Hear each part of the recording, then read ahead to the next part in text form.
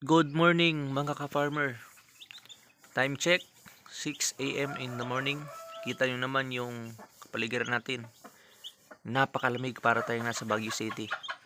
So nagpakain na nga pala ako ng aking mga inahin at mga sisiw. Gumagala-gala na sila. Ngayon naman, papakainin ko yung mga free range chicken natin at mga native na sa likod. Ang ipapakita ko sa inyo ay isa sa mga tips para tayo makatipid ng ating pagkain.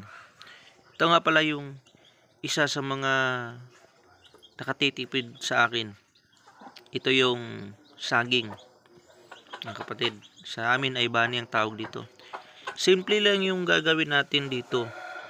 Ito nga, natadtad na natin. Pero hindi pa ganyan talaga.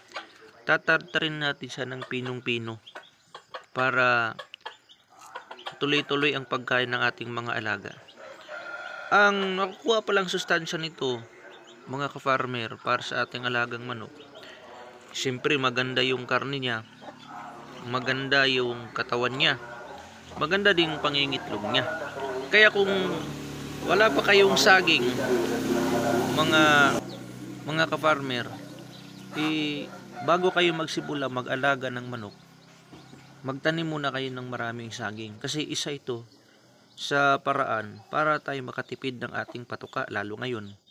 Napakamahal ng feeds.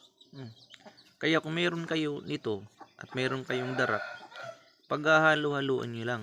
50% ng saging, 50% ng darak, 50% din ng ating feeds.